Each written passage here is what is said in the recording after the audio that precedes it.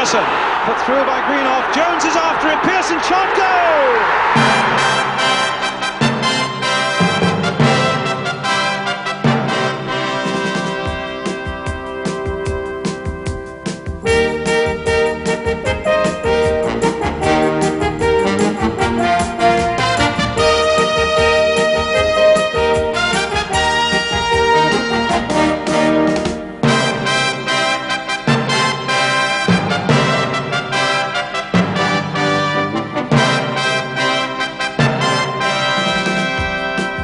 And welcome again to the big match. As you know only too well, it's been a very watery weekend and matches were off right, left and centre yesterday, including a couple that we'd planned to bring you. But still, a quick chase around the country has given us 3 excellent games for you today. Our main match comes from the second division, Fulham against Spurs. We stay in the second division for a 7-goal game and a really good one between Blackpool and Blackburn, and then the team they're all talking about, first division leaders Nottingham Forest against Wolves.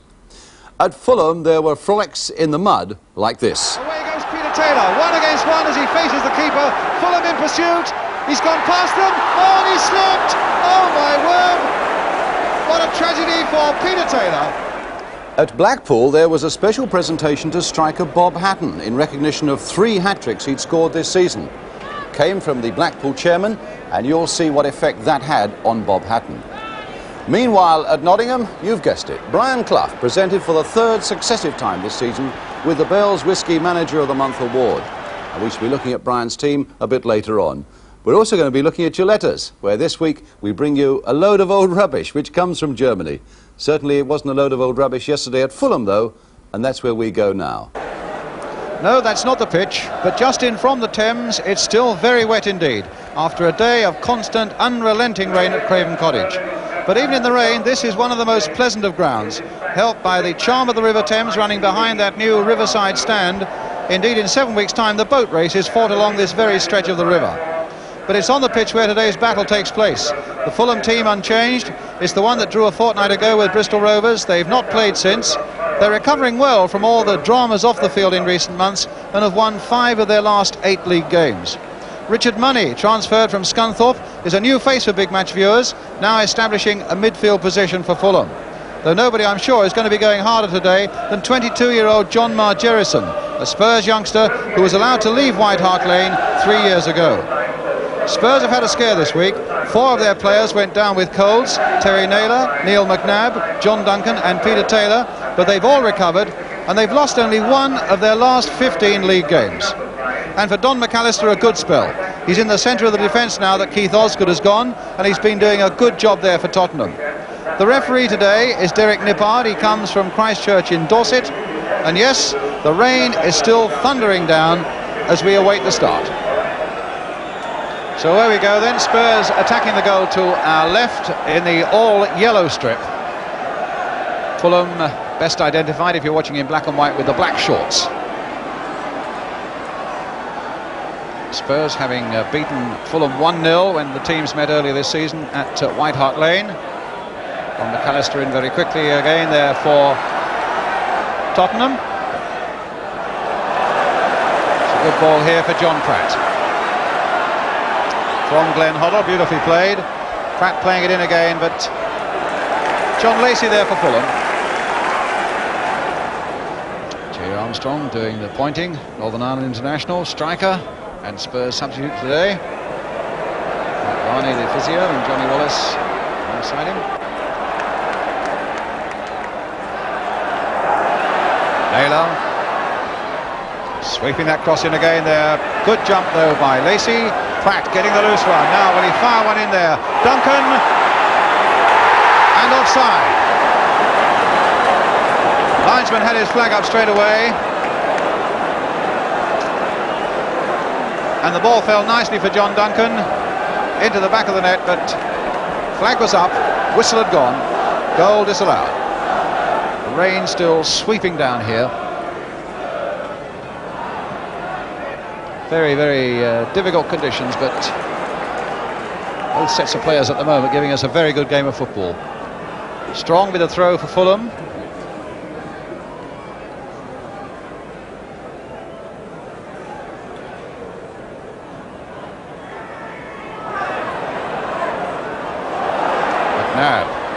very, very much involved. And there's a ball for Duncan.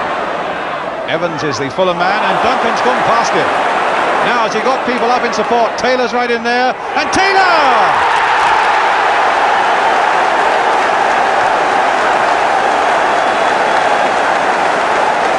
Beautifully taken, and it was always on for Tottenham. From the moment John Duncan outwitted Ray Evans and got to the byline and pulled it back with Taylor coming in fast, it was always on, and Taylor stretched out his legs superbly, and the ball was in the back of the net. Fulham nothing, Spurs 1, 10 minutes gone, Peter Taylor the scorer. But unquestionably it was John Duncan who scored so many for Tottenham, who made this one for them at Fulham today.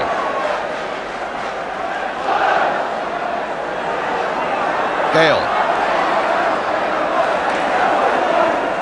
Margerison swept for Les Strong.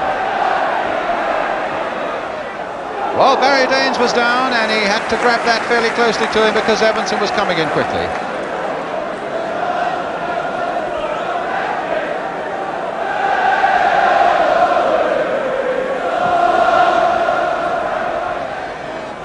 To Hoddle.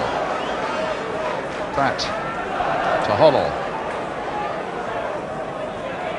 Holmes in a lot of space on this side. Picked out well by Hoddle. Deep cross again. Margerison making a bit of a mess of it. Hoddle finding Peter Taylor now. Glenn Hoddle. Now can Duncan get on to their end of that chip? Oh my word, that could so easily have been Terry Bullivant pulling through his own goal. Came roaring in there and put it behind for the corner. Just a little bit of anxiety in that Fulham defence at that moment. Now, more anxiety coming their way as Pratt takes his corner. Backward header, over the top from John Pratt. Jerry Payton feeling just a little bit exposed there once or twice. And certainly there's been a lot of activity in his penalty area so far in this opening 17 minutes. Lacey keeping an eye on Lee, two very tall men.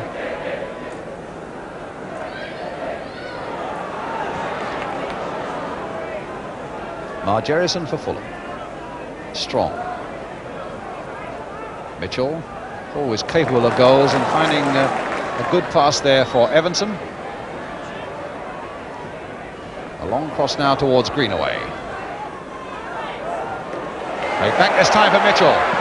Well, he hit that one, but he went straight at McAllister. Now can Greenaway turn it back again? Straight at Holmes this time. Can Tony Gale turn it back again? Mitchell again right in there. And play on, said the referee. And McNabb is only too happy to do that with a long, long pass to get Peter Taylor on his way. Duncan's up in support, so too is Colin Lee. But he really didn't need any support as he whipped in that cross just past the post and into the side netting.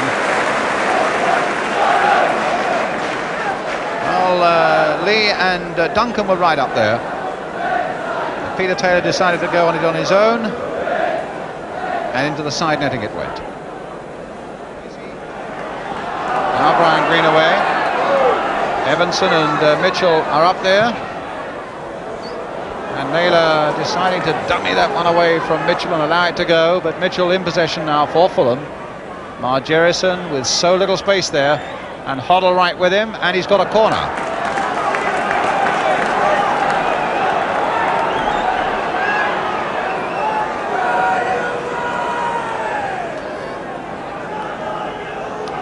Richard Money up there, number 6. Number 8, Tony Gale. But John Lacey has gone right onto the goal line in making a run towards the near post. In fact, number 5, there he is, the big man. Well, Gale almost got his head to that. And in the end, it was Jimmy Holmes who forced Fulham away.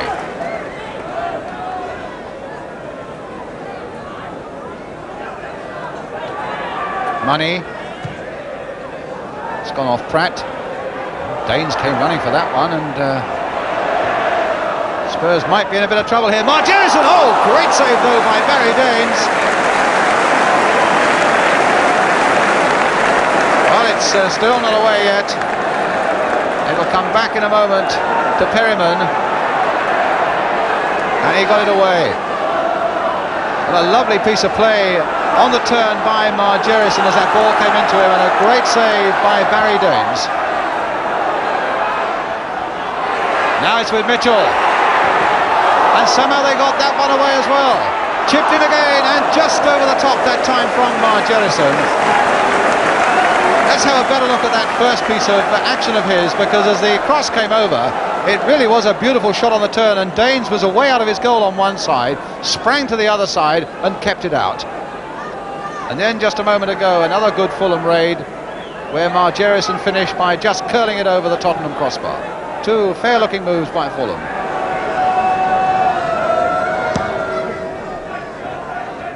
Greenaway's header, but straight for Perryman, and Perryman made hard work of that as well. And the back pass from Holmes, and he's put Mitchell in, and it was oh so close. Jimmy Holmes, you saw there with his arms in the air saying, "I'm sorry about that one," and that back pass really put Mitchell in with a chance. Danes came scrambling off his line and got just enough touch on it to put it wide. So a corner for Fulham, coming back hard into this game now, but still a goal down. And the whistle had gone, the flag was up. Must have been an offside on that. Must have gone over the byline or something, because it's a kick which is taken from the corner of the 6-yard area by Barry Danes. Needless to say, with a lot of Tottenham supporters tucked in underneath that roof of the stand. And I imagine a few Queen's Park Rangers and maybe a few West Ham supporters with their game called off just a couple of miles away down the road. And a free kick to Fulham now. So McAllister going back into the centre of the defence. He played there with Bolton, of course, and a couple of times with Mike England for Tottenham, but it's his new role there now since the transfer of Keith Osgood to Coventry. And now, away goes Peter Taylor, 1 against 1 as he faces the keeper. Fulham in pursuit. He's gone past them. Oh, and he slipped. Oh, my word. What a tragedy for Peter Taylor. Everything about it was right. Suddenly free, and Fulham in pursuit, faced only by Jerry Payton, and he got past Payton and then slipped and then lost everything that he'd gained. Mitchell on the far side. Now it's Bullivant. Now it's Gale with Evans free on this side. Now calling for an accurate cross again, hitting a little lower this time and against Jimmy Holmes for the corner.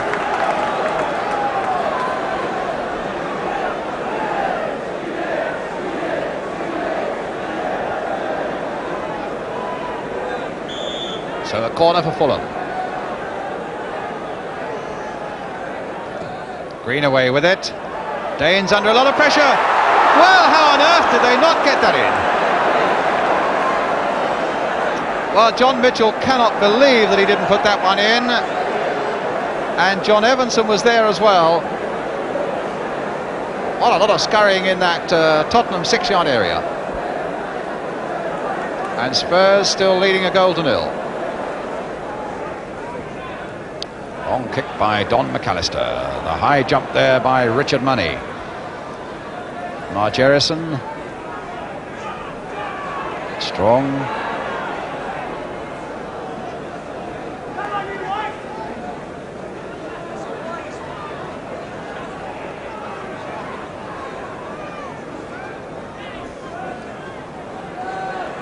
Strong.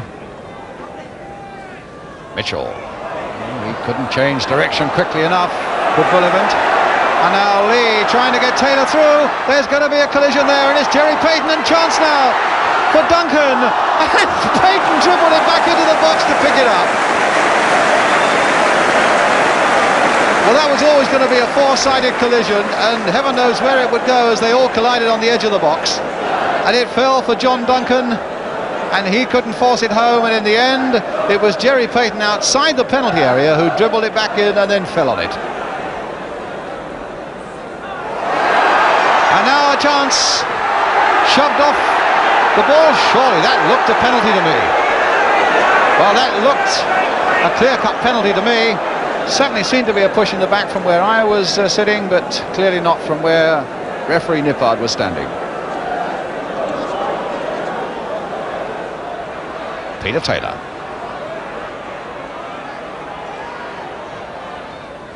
That's an interesting cross. No, it's not. It's gone behind. Couldn't quite pull it back enough. It's a goal kick to Fulham.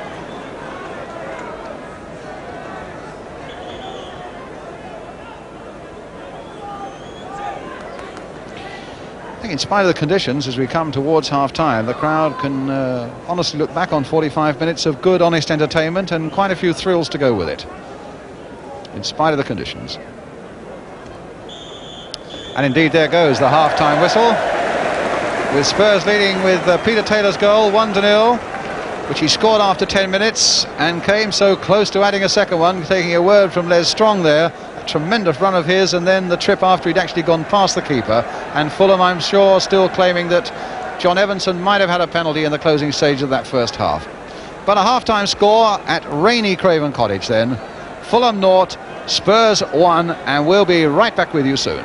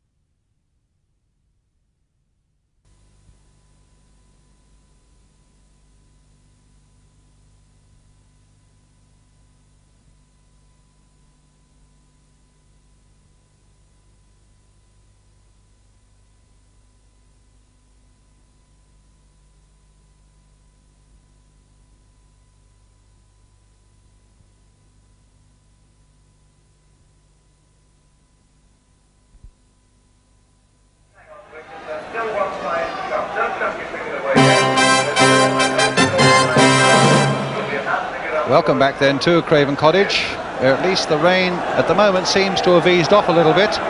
Spurs leading by 1-0, scored by Peter Taylor after 10 minutes, and now Fulham in the white shirts and black shorts attacking the goal to our left.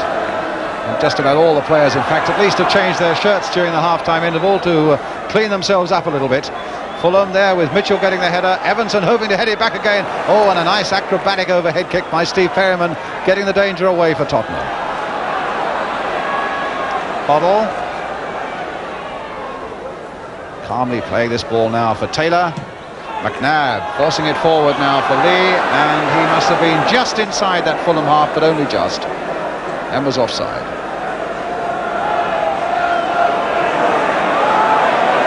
Money.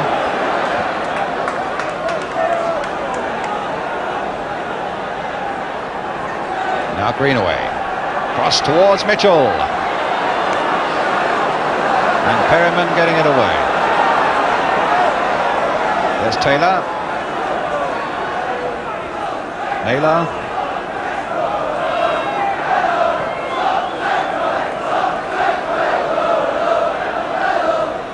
and now McAllister telling Lee to run on, and then playing it short and square here for Naylor.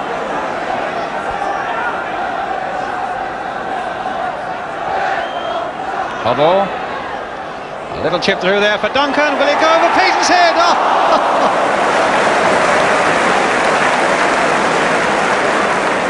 Well, Hoddle did well there, and Duncan turned well. It wanted just a little more firmness on it, because Payton was off his line and found it difficult to turn, but he managed to turn enough to grab that ball before it went over the line.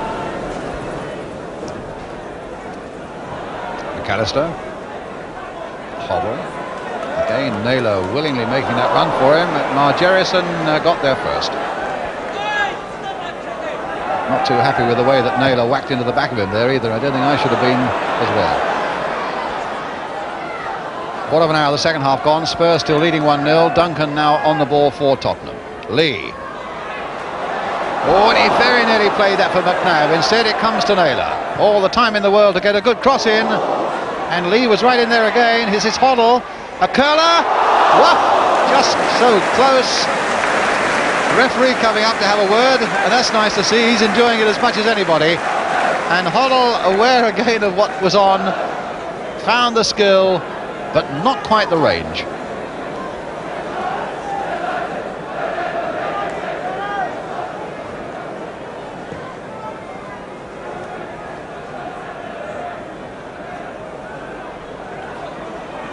McNabb.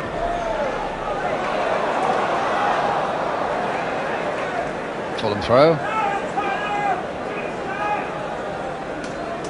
Well, with Bolton not playing today, it would be psychologically very useful for Spurs to get a couple of points in that challenge at the top of the second division. At the moment leading 1-0.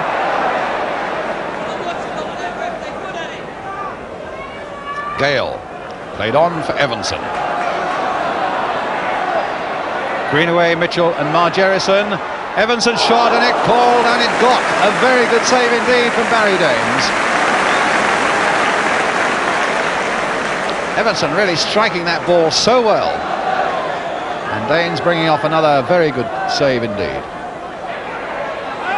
And a good catch.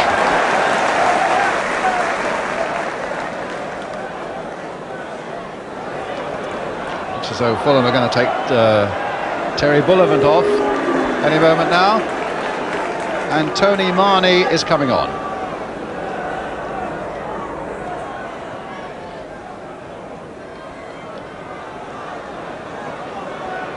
That's a goal kick. A little over a quarter of an hour to go.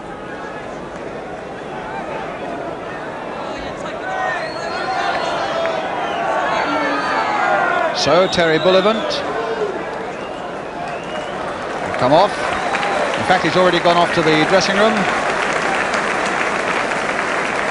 And Tony Marnie comes on. Spelt Mahoney, but he tells me he likes to be called Marnie. McNabb. Hoddle. Duncan. Oh, Hoddle linked up nicely again with this attack. Little touch through there for Taylor. On for Hoddle again. Oh, delightful. But also disallowed.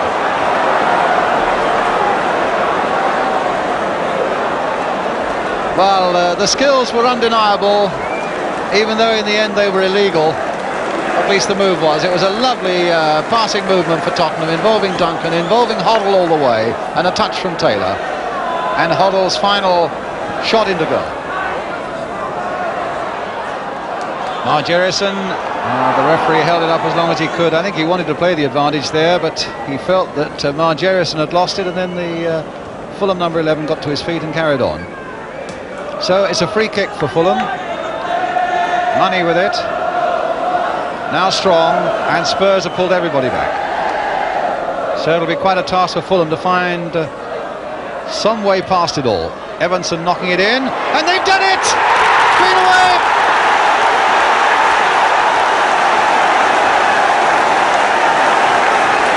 That's a shaker for Tottenham.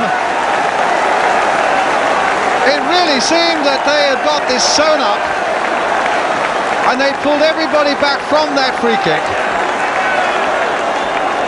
And it was crossed in there by Evanson, allowed to go a long, long way. There was Brian Greenaway on the far side, and past Barry Daines it went for Fulham 1, Spurs 1. Scorer, well, that was John Evanson who made it. The scorer was Brian Greenaway. And it goes back to Jerry Payton. Well, Bobby Campbell can afford to be a little bit relieved. That looks as though they might have saved a point.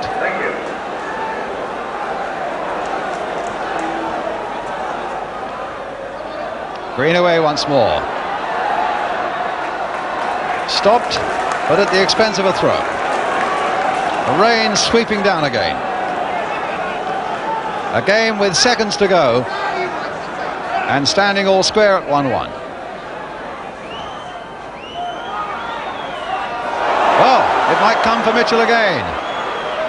It might come for Evanson again. It might come for Lacey.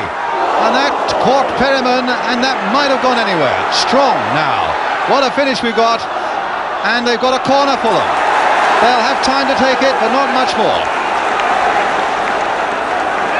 Jerry Payton at the other end is up and down his penalty area, keeping himself warm and fresh, and with an eye what's going on at the other end as that corner comes in again for Fulham. And still Spurs haven't got it away. But that's the final whistle, and it finishes 1 each, with Peter Taylor having got the goal that put Spurs ahead in the first half. And it looked that Spurs had got a pretty firm grip on that game until young Tony Marnie, you just seen him go out of the picture there, nodded on that kick from John Evanson, and Brian Greenaway was there at the far post to get an equaliser with 5 minutes to go for Fulham. So a lot of credit to both sides, battling away through very difficult conditions. They got worse as the game got on, as the pitch got muddier and the ball became more difficult to move. In the end then, a final scoreline at a very, very damp Craven Cottage. Fulham 1, Spurs 1. Well, in spite of the conditions, a good afternoon's work by both teams. That point put Spurs on top of the second division on goal difference from Bolton Wanderers, who didn't play yesterday, of course. And the feeling in the Tottenham camp is that a good February will see them on the threshold of the first division, at home to Blackpool next Saturday, away to Luton, and then at home to Orient are their remaining February games. Fulham, with young players like Tony Gale, Richard Money and John Margerison now under long contracts, and John Mitchell yesterday off the transfer list, I think are fast turning the corner. And it's worth pointing out that the 24,000 crowd yesterday brought something like £26,000 through the gate. That's good going. But should Fulham have had a penalty just before half-time? And why was Spurs' goal by Glenn Hoddle, that really would have wrapped it all up in the second half, why was that one disallowed? First, the penalty. It's John Evanson, the man who is pushed by Don McAllister, it seems to me at any rate. Judge for yourself now. There, it seemed to me to be a push. Some people say that Evanson dived, but to me that was the momentum of a push. And I think maybe Fulham were very unlucky not to have got a penalty there. But what about the Glenn Hoddle goal that was disallowed? Some delightful build-up here. Takes that little pass back again, but as we stop it there, I think you can see that he's at least level with the last line of defenders. Delightful finishing, though, by Hoddle, but the referee and the linesman absolutely right to knock that one out. Spurs, I think, looked the better side for most of that game yesterday, but of course at Fulham you can never take anything for granted. Just a quick medical report on Terry Bullivant, the Fulham lad with blood all over his shirt. He indeed had 7 stitches in a head wound after the game. That was an accidental clash with Glenn Hoddle. Now we come to our second match, and for this we stay in the second division for Blackpool against Blackburn Rovers. You remember it was the day Blackpool striker Bob Hatton received an award for 3 hat-tricks this season, so it was already a very special day for him. The pictures come from Granada Television, the commentator's Gerald Sinstadt, and the action is all about goals and goalmouth incidents and football played at a tremendous pace. Blackpool in the white shorts. Taken well on his chest by Walsh. Hatton has dribbled his way past 2 and crossed well. Walsh's header off, and Chandler's shot brilliantly saved by Butcher. That was a fine move, starting with Bob Hatton, who jinked his way past 2, crossed well, Walsh gave the unselfish header, Chandler hit it beautifully, and Butcher made a brilliant save. 11 minutes gone, and that was the chance of the game so far. But no blame can attach to Chandler. Fine save by Butcher. And Butcher under pressure again, punch out helped on by Taylor. Waldron's header chased in by Walsh, and he's lobbed the goalkeeper. Hatton was there and put it wide.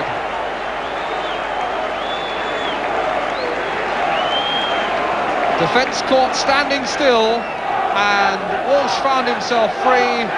The side header gave the chance to Hatton, but all he could do was put a head to it and couldn't guide it inside the post. Bailey has made a good break here. Scooped inside well for Bailey again. And Bailey's shot! Beautifully saved! And Ward now coming to the rescue of Blackpool as Butcher did for Blackburn. But credit there to John Bailey. Fazakerley had rescued a bad ball from Brotherston. Bailey made a lot of ground, took the return pass from Metcalf and hammered it, and it looked destined for goal until Ward made his dive.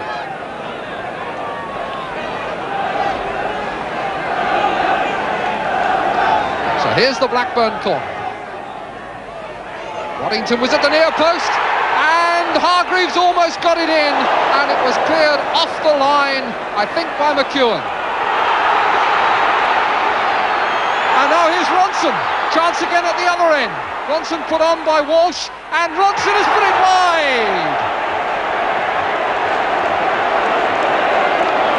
13 and a half minutes gone, and in the last 3.5 minutes we could easily have had 5 goals.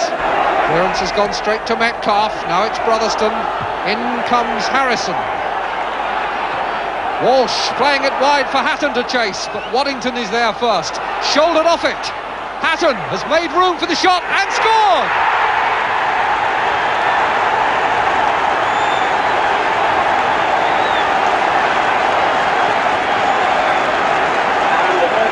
Now, it's not often that you see a good old-fashioned shoulder charge, but that one was quite fair, shoulder to shoulder, Hatton against Waddington.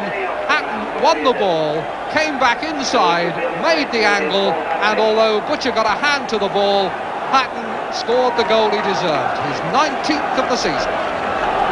Chandler. Hatton and Walsh in the middle, the cross deflected for another corner.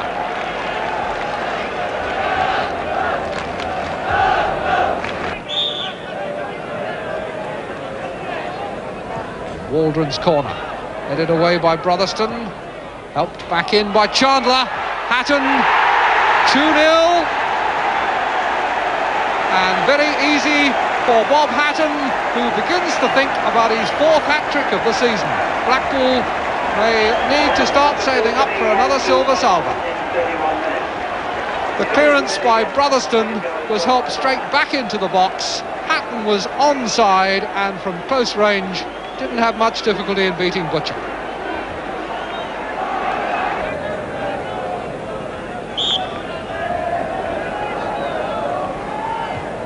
Corner swung very deep this time, headed back in by Hatton, and in again, and the shot by Ronson hit Hurd, and the second one was deflected over for another corner. Harrison going out to take it. Not often that we see fullbacks as regular corner takers.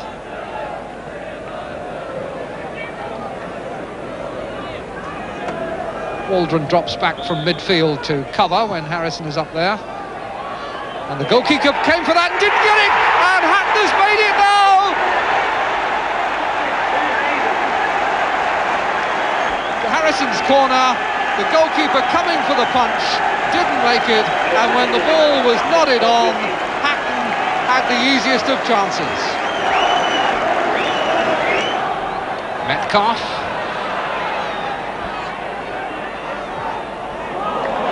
Wagstaff. 2 men waiting to tackle. He's past Ronson, ran into the second one, who was Gardner. Chandler, chased back by Bailey. What good pace by the fullback. But now he's robbed, and here's Walsh. Hatton, number 4! And that's the best of them yet. Bailey had done so much good work there, but then he was robbed by Walsh.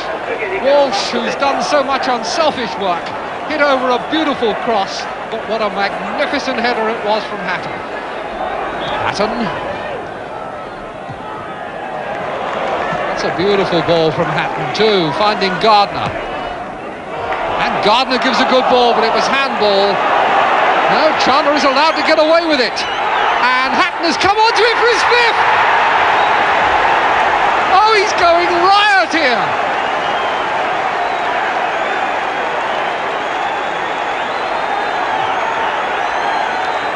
You've got to say he shouldn't have been entitled to it, but my word, he made 2 fine contributions. A magnificent pass in the first place to Gardner, but Gardner's pass on to Chandler was definitely handled, but possibly on the blind side of the referee. It was played in then to Hatton, and Hatton put it in the net. But below me there is a linesman with his flag up. Jim Smith, the Blackburn manager, is on the field there with the bald head. The linesman is having words with the referee, and the referee has disallowed the goal.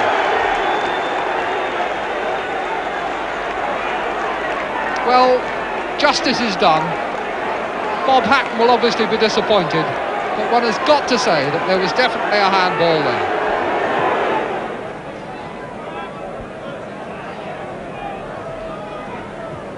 Third forward, chased by Taylor. One of these never-give-up players, Gordon Taylor. Well, I said never give up. It looked there as though he decided that all he might get was a free kick. And it looked a pretty blatant dive to me. He got the cooperation of Mr. Johnson. Hurd. Waddington. Oh, Hargreaves got in the way. Waddington puts it in now, though. Goalkeeper pointing, complaining about the cover. I think he was entitled to, but Waddington also was entitled to expect his second chance. His first shot looked as though it might have been goal-bound. It struck Hargreaves and was deflected. Taylor pulled it back, and Waddington made no mistake with the second attempt.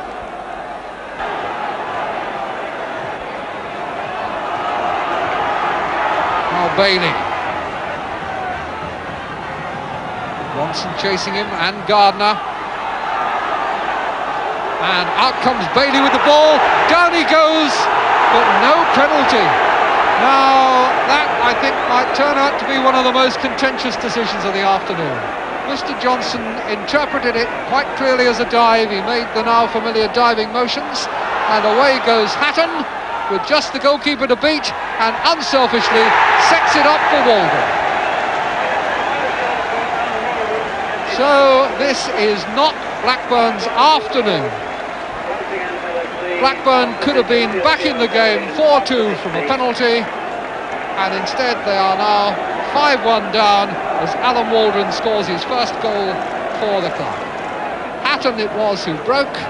Looked as though he might have gone on to see if he could get that fifth goal for himself. Unselfishly offered it to Waldron, and Waldron took it. Wagstaff. Metcalf has made a run. Wagstaff trying to find a way round, but well blocked. Hart.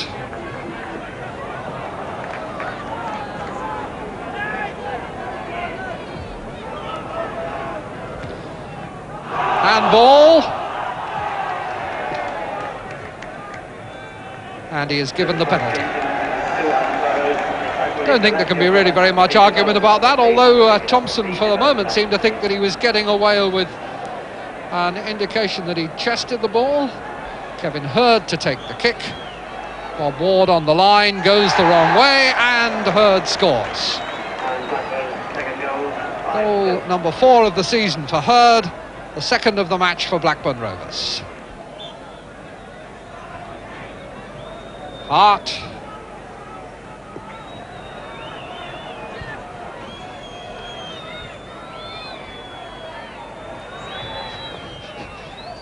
Gardner. Clearance by Waddington. Clever bit of work by Harrison. McEwen back to him. Waldron. Walsh is onside. Hatton is herring into the middle. Could there be a fifth in it for him yet? Over it comes, and in it goes! He's got his fifth! Oh no, the linesman's not going to let him have it. The linesman has got a flag for offside.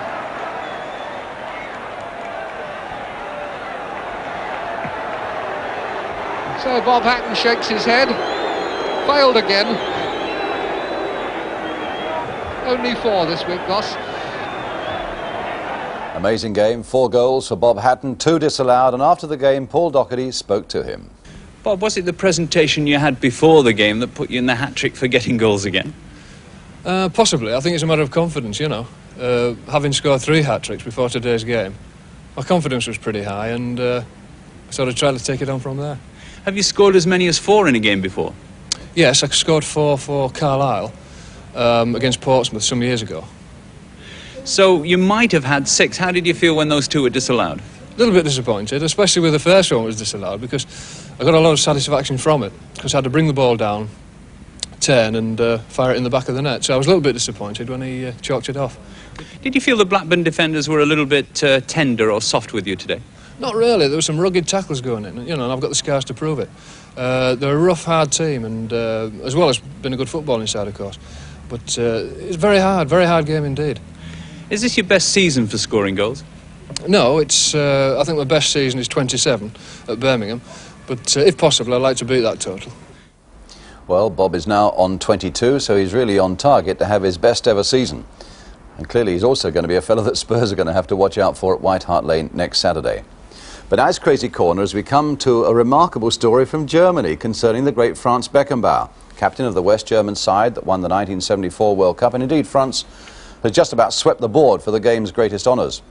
He's now playing with the American club New York Cosmos. He was and still is a legend in his own land. And if you doubt it, what about this? Most people, of course, just happy to get his autograph or his photograph. But his dustman in Munich hit on a better idea.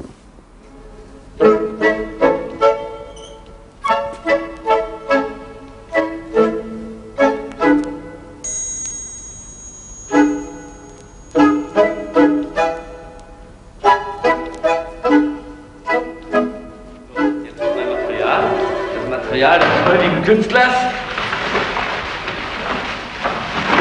Original Laub aus Kaisersgarten. Der Mensch kann dir ins Auge Kaiser's gucken dustbin. und lügen. And having emptied that dustbin onto that sheet of paper, he then selects the various items of rubbish that he'd like. Things like cornflake packets, toothpaste tubes, and other things besides. I think you'll see a coat hanger in a moment. And what he does, this enterprising dustman, is that he makes a display of all this rubbish, and believe it or not, he then sells it.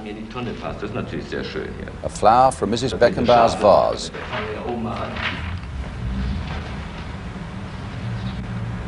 So. Klar, das ist doch ein Volltreffer hier. So then he takes it along to the local museum, where he has a regular exhibition of Beckenbauer's rubbish.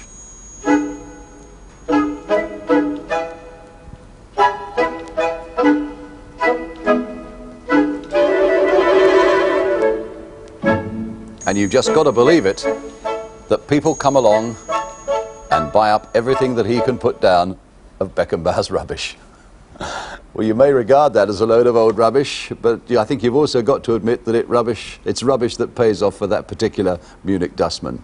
Next, one of the nicest stories to come into Crazy Corner, something I suppose every father with a footballing son dreams about. Dave Huddard, who played in goal for the Kent club Ramsgate some 620 times, did so again on Christmas Eve, he's 41 now, against Tunbridge Wells in a Kent League game. And in the Tunbridge Wells goal that day, Dave's 18-year-old son, Dave. And here they are before the game. Mr. W.A. Sylvester, a director of Ramsgate, wrote wondering if this was unique and worthy of an entry in the Guinness Book of Records, remembering, of course, that it was, after all, a senior competition. The score? Oh, yes. Honours were even amongst the Huddards that day. It finished 2-2. And we've also had a letter and a card from across the world from 2 of England's cricketers touring New Zealand. Graham Roop of Surrey and his chum, who used to play for Surrey, of course, now the Warwickshire fast bowler Bob Willis, as they put on the card, otherwise known as Cyril and Goose. Well, they wanted a reminder of the football they missed back home, and of course the big match can be seen in New Zealand, and I've seen them often enough at Selhurst Park during the winters here to believe that they must be Crystal Palace fans. Well, the day they'll remember, along with all Palace fans, is that famous 5-0 victory over Manchester United in 1972. Mulligan.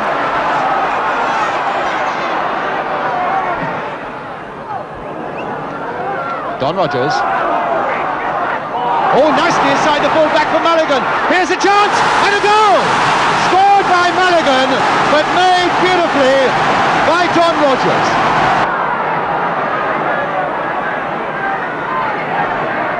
All played inside for Mulligan. And another goal! Paddy Mulligan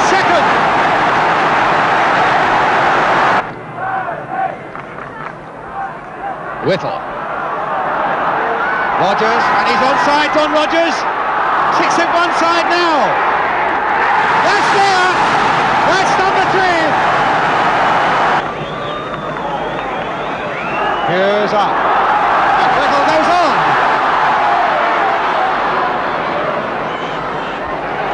Hughes. Whittle. Well, that's incredible. Yes! And a whistle. Blythe coming in for Palace. And this has been their greatest afternoon. And there's Rogers. Will this be 5? It's going to be 5. It is 5. It's a day they'll always remember in South London. And of course the big match team wish Graham Roop and vice skipper Bob Willis and the rest of the England team every success in the current Test series in New Zealand. Well, our last match today takes us to Brian Clough territory for the match between the team they're all talking about, Nottingham Forest, and Wolverhampton Wanderers. Forest striding away with the title, starting the day 6 points clear. Now in the dark shirts and white shorts, the pictures from ATV commentator Hugh Johns. Gliding that down to McGovern. Barrett in for Gemmell on the first attack, driving, and With is there. First attack for Forest. George Berry getting his first tackle in and made it positive. Oh, that's sold away, and Gemmell is there. Woodcock and With in each other's way, and there's a goal for With. No! Saved twice by Bradshaw. And that last kick after the ball, I think Derek Richardson didn't like it. And he's calling Peter With over for arguing with him. But that was a diabolical ball back from Palmer. Gemmell got onto it, fed it forward. With and Woodcock got in each other's way. Woodcock shot across the face of the goals, pushed away by Bradshaw, and with an open goal to shoot at, rather as he did on Tuesday night, allowed Bradshaw to make another remarkable save. Bell, and it'll drop for Gemmell. Chased by Carr. Gemmell still going, in for Woodcock. Good try. Woodcock, sure of his own ability to score goals, makes the chance for himself, drives it hard. It's the hardest shot I think Bradshaw's had so far. And Wolves running with the ball. This side of the pitch is the worst area, I think, for rain. Slightly deeper mud here than there is elsewhere. This is Morris Daly. Barrett's ball out. Steve Daly's head. Morris Daly. Bell. Forcing his way past McGovern, taking on Burns now. Richards. Good ball across to him. Oh, that was a fine attacking move.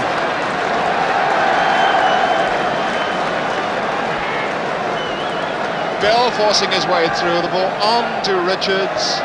Might have had a shot himself, spotted Hibbert in the clear coming right side, laid it off for him. Hibbert did the right thing, but side netting.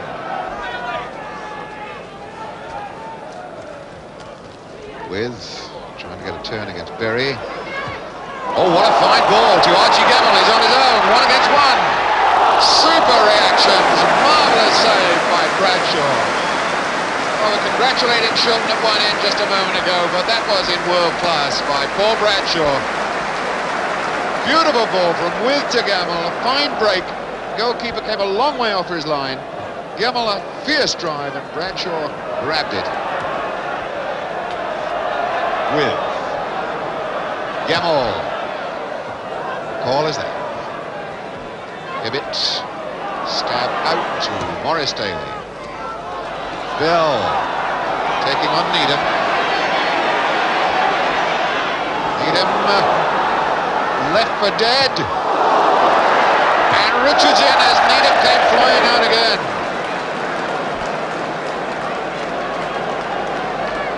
Well, that was a fine run by Norman Bell.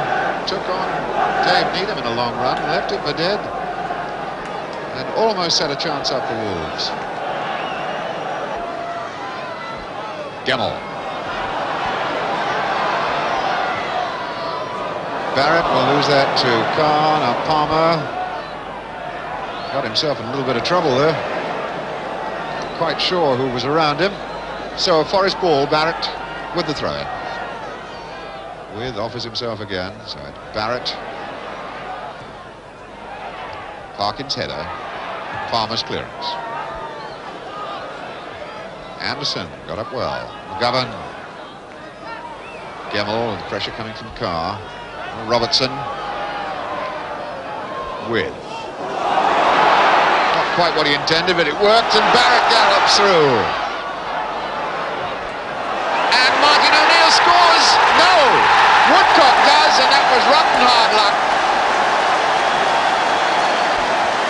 It's 1-0. 40 minutes of this first half gone. Tony Woodcock gets the credit for the goal. What a fine run by Barrett. His chip across to O'Neill. O'Neill's header looked as though it was going in. Parkin scraped it off the line directly, I think, onto Tony Woodcock's knee, and from there into the net.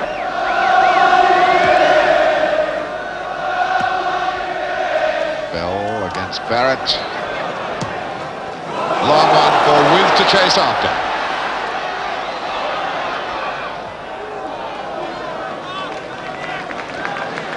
Throw in.